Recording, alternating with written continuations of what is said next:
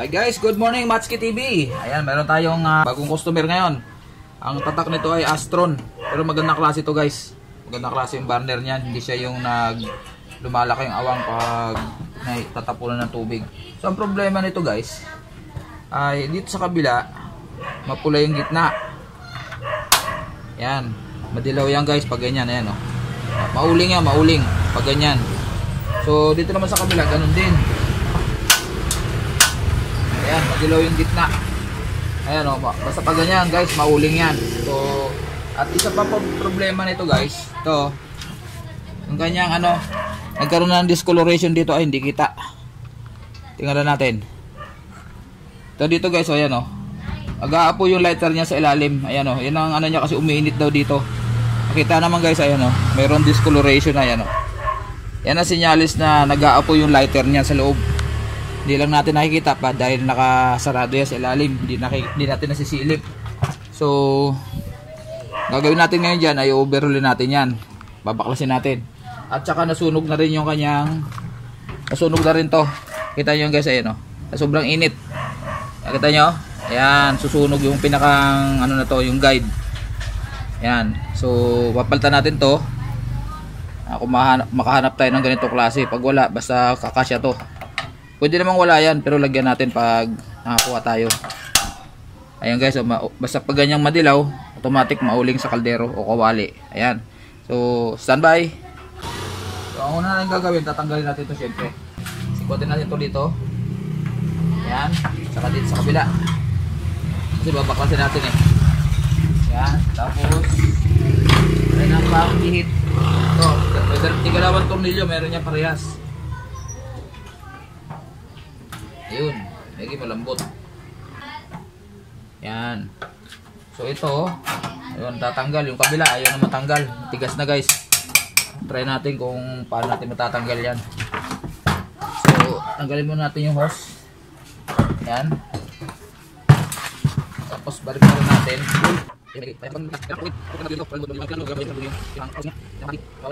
Yan, balik na. So guys, so ayan o. Kaya naobliga akong baklasin parehas. Tinan mo, makita nyo yung ilalim. Ayan o. Nagkaroon siya ng discoloration. Ayan o. Sabihin, itong lighter na to, kasi itong lighter ito yung nagsisindi dito sa burner. Diyan.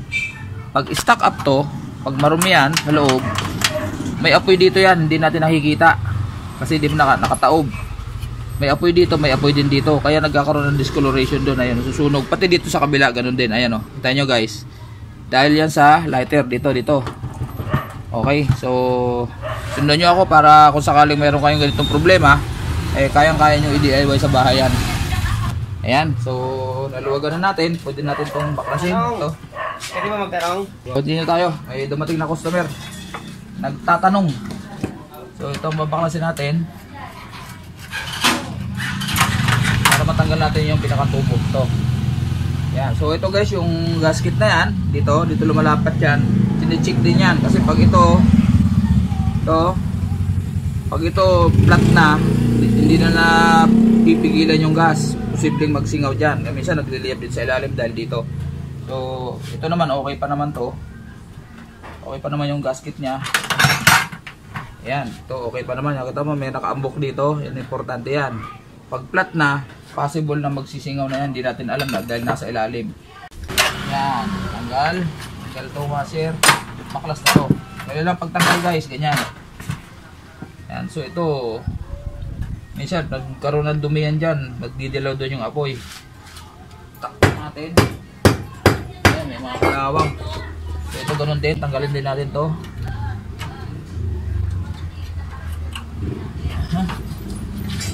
Pokpok.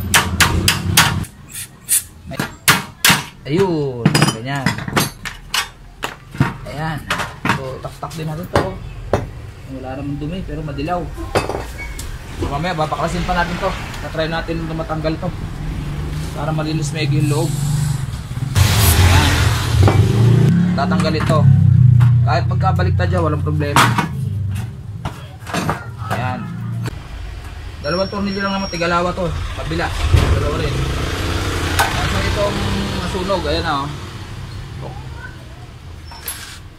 Ayan, nasunog na dito. Ayan o. Ayan. Didikit na lang natin ito mamaya. So ayan, tanggal natin to. Takpa muna natin to. Ito muna unahin ko para alam natin na nasa kaliwa. Although pwede naman baliktaran. Overall natin to. Ang bukas ito ay dito, dalawang tornilyo yan, baklas. Tigas. Ayun ang sinasabi ko, tigas. Kagwang. So ganito diskarte dyan. Pag matigas to, gamit tayo ng maganda klaseng Phillips screw. Ito bakal kasi to, diretso yan, buo yan. Hindi kagaya ng mga ganito. Pag pinukpok natin masisira yung handle. So ito buo yan. Kaya ingat na ingat ako rito yan.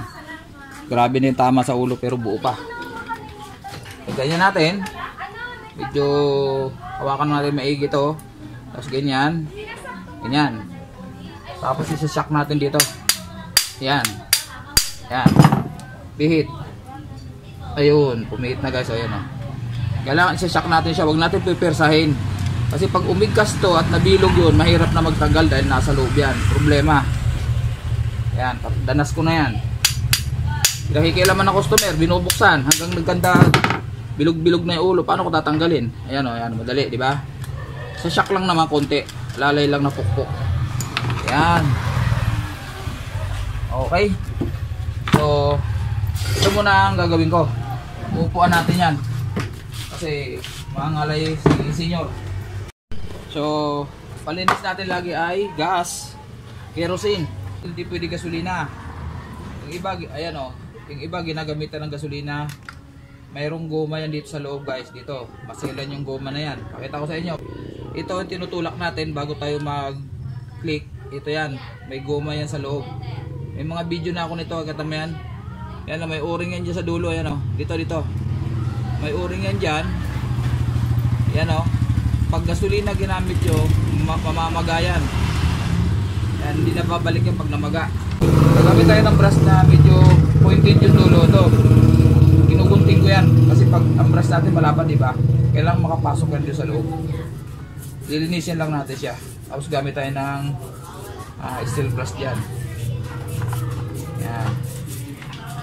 So malakas naman ang apoy nito. Ang problema lang kasi is yung lighter niya. Papaliwanag ko sa inyo ngayon lighter kung bakit nag-aapoy sa ilalim. Yan, linis lang naman natin to. Wala namang problema dito eh. Yan. So, aside natin yan. Ito ngayon ang pinaka-crucial natin. Kung bakit kung bakit may pinatay na o kaya pag binuksan may apoy din dito sa lighter. Dito. Ulitin ko ha. Dito. Lighter yan. Lighter yan. Ganon. Doon. May lumalabas na. Pag dinidiin natin, pag linagatik natin, lalabas dito yung gas, masisindihan niya yung burner. O, kunyari, ito yung burner, di ba? O. Pero, pag binitawan natin to, dapat wala na yung apoy doon. Dito na lang. Nasa pinakang ano niya, dito. Di ba ganyan yan? Ganyan. O, ito yung lighter, ito yung nagsisindi dyan. Pag diniinan natin. Pag di natin diniinan yan, hindi yan mag-aapoy yung lighter. Pero pag nag-apoy na to, at binitawan natin yung knob, dapat ang apoy na lang na matitira yung dito galing sa nozzle papunta dito. Ito dapat walang apoyan. So anong nangyayari dito, binitawan, may apoy pa rin dito, kaya nasunog yung ilalim. Okay? So ang dahilan ito, ulit-ulit matski, para malinawan yung iba. Tinanggal ko ng ganyan, ulitin ko yung pagsundot para ito kasi guys, ito yung tinuro ko sa inyo, yung pinakita ko sa inyo kanina. Yan kaninang tinutulak ko dito, to kita ba? Ayan o, yung tinutulak ko na yan dito, yung goma na yan dyan, karamihan ayan, continuation tayo guys. So pinakita ko sa inyo kanina yung paglinis nito, ganyan, tutulak, gamit ako ng tornilyo na maliit, tapos tutulak lang natin dyan pataas, tapos lagyan ng gas para matunay yung mga umido lang yan guys, hindi naman yung mga buhangin, basta umido lang yan. Kita nyo kulay ano na yung panlinis ko mula nung sinusundot ko yan ng brush. Ayan o. Tapos tataas nyo na ganon, lagyan ng gas, tapos ihipan nyo lang yan. Tapos para malaman natin kung wala na siyang bara, kailangan pag tinakpa ko itong dalawang butas na to at lalagyan ko ng gas, hindi siya mauubos yung gas. Ibig sabihin nakalapat na siya. Ayan, kita nyo guys, ayan o. Ayan, may gas, ayan o. Kita? Ayan o. Ayan o. Nababawasan guys dahil itong butas na maliit, lumalabas yung ano dyan. Pero may laman yan. Tingnan nyo guys ha, susundutin ko sa ilalim, bababa yung gas. Ayan o. Ayun, wala na o. Wala nang gas. Sabihin, pag nagyan muli, nai-stack na yung gas dyan. Ibig sabihin wala ng singaw. Ayan o, may gas o. Ayan. Kapag binitawan ko yan, mawawala yun. Diba? So okay na yan. Assemble natin ha. Ito, nalinisan ko na to. Okay na yan. Ito na, wala namang problema to. Pabalik lang natin tong pinaka-stopper nya. Yan. Ganyan. So wala rin problema tong clicker nya kasi wala namang naglalagatik naman siya. Ayun, para sure preventive, lagyan na kunti langis yan para nakakapaglaro siya ng maayos. Ayan, tapos assemble na natin to. Gamit tayo ng kunting grasa para dito sa jet. Kunting-kunti lang. Patay ng kunting grasa. Ayan o. Ayan, tapos lalagyan natin to para madulas siya. Iwasan lang natin yung mga butas. Dinalagyan talaga ng kunting grasa yan. Manipis na manipis lang. Kasi pag marami, magbabara yan dyan. Wala, hindi din ng maayos. Yan, okay na yan. Madalian lang tayo guys ha. Yan o. Tapos dito, tandaan natin, dito natin sa taas tong maliit na butas na yan. Dito nakatutok yan sa taas. Yan, ganyan. Para tayo magkamali. Basta tatandaan lang natin kung saan nakalagay siya. Saan yung stopper. Ayun. Ito, importante to. Diba sa taas tong dila-dila na to, dito nakatayo sa taas yan. Ganyan. Yan, yan tayo nagkakamali lagi. Yung mga nagdi-DIY. Pag ito, pwede kasing ilagay yan dito ng paganyan.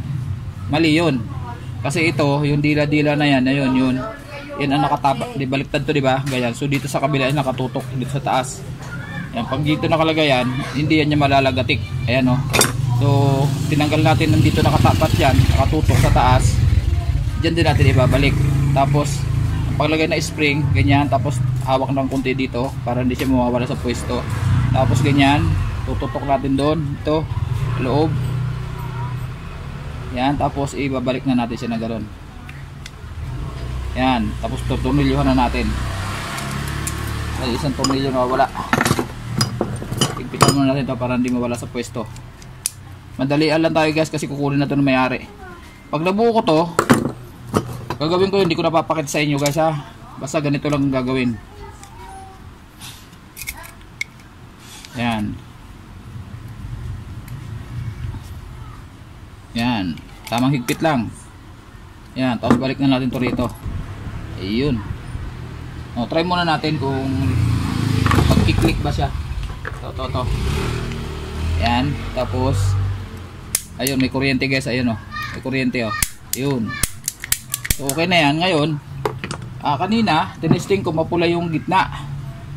Ganyan yan eh. Mapula yung apoy nun sa gitna. Ngayon, chinik ko itong adjustment ng hangin.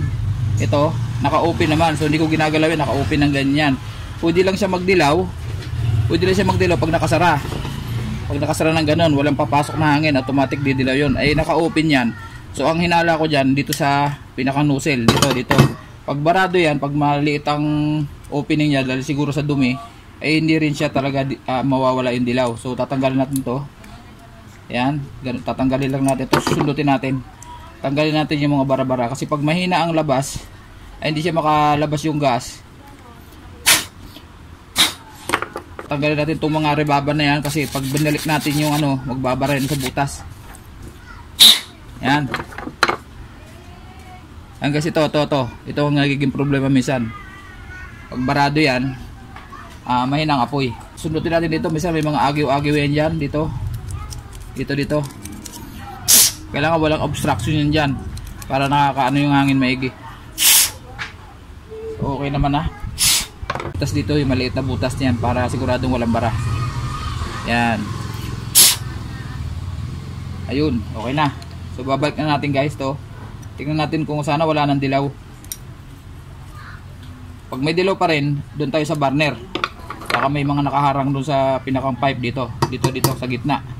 Pag may nakaharang yan dyan, sabi ko sa inyo kanina, minsan mayroon dyang ipis, mga agiw, ay posibleng dumilaw siya.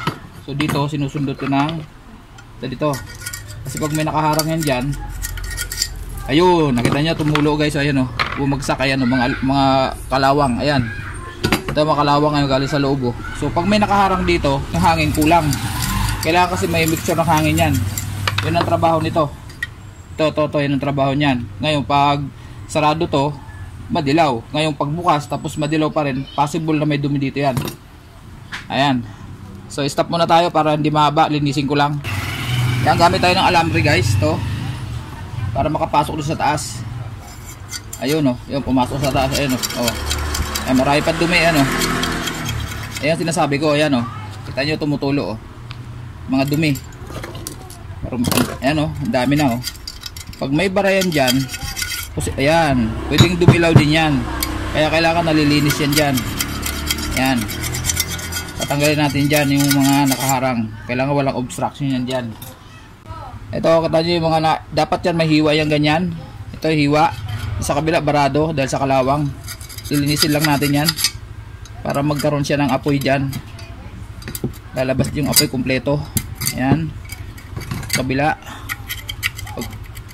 Huwag natin lalagariin ha, tatanggalin lang yung bara. Kasi hindi pwedeng lumaki awang yan. Didilaw din pag malaki awang masyado. Yan. Tanggalin natin yung nakabara para mamaya maganda yung apoy. Yan, ganun lang guys. Ganun din sa kabila, mamaya hindi ko na rin papakit sa inyo. Basta kailangan pag sinindihan natin mamaya, walang dilaw. Ayan. So ito, wala namang problema to. Kunting linis lang. Full storage kasi yung cellphone ko guys, kaya hindi ko pwede pahabain. Maglilinis pa ako mamaya. Eh naumpisan ko na yung video, kaya tuloy-tuloy na to. Basta ganyan lahat ang gagawin ko dun sa kabila. Dito sa kabila to, overhauling ko rin. Okay, stop ko muna. Okay, assemble time.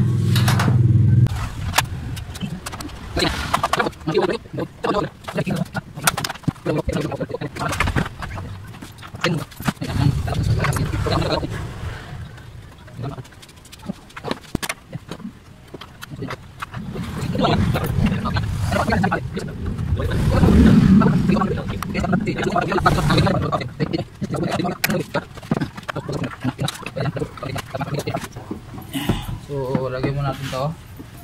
Kukulan tayo ng bula ng sabon. So guys, ano tayo? Leak test tayo. To, bula ng sabon. Mas maganda kung pipiga-pigay nyo na ng ganyan para makakuha tayo ng bula. Tapos papalibot natin dito. Kita ba? Dito sa plants, yung kinabit natin na may gasket. Buksan mo lang natin. Yan, bukas. Para may pressure. Yan. So, pag konting singaw lang yan, lulubo yan. Kailangan walang lumubo. Kasi pag may lumubo, problema. Backlash uli yan.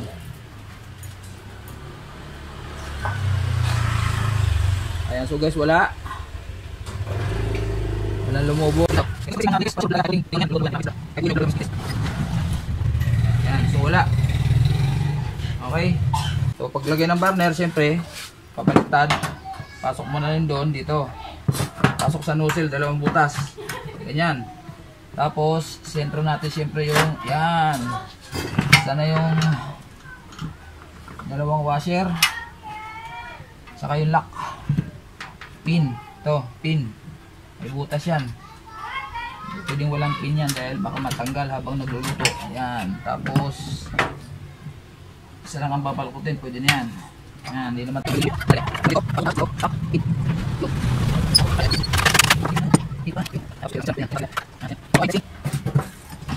Sana walang problema.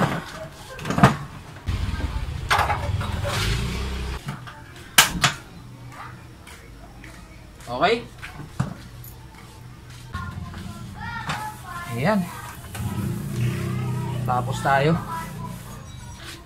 Ano ito? Kaso, ito, natatanggal na to ha. Oo. Hindi, pag nakatapunan na ng sabaw yan, kakapit uli. Kaya iwasan matatapunan ng tubig, sabaw. Mga sabaw. Yun ang dahilan lagi ng pagdilaw ng apoy. Okay, try uli. Ayan. Ayun. Ayan, blue yan. Yung mga ano na yan, yung sa gas kasi, hinugasan ko ng gas eh. Ayan guys, magbibigay tayo ng sticker kay Bossing. Followers. Ayan, kay Irene Cirillo tsaka kay Matchki TV. Hindi na kita mapakita yung mukha mo bro. Ayan, sige bro. Okay, sige, salamat. Salamat. Thank you. Bye-bye.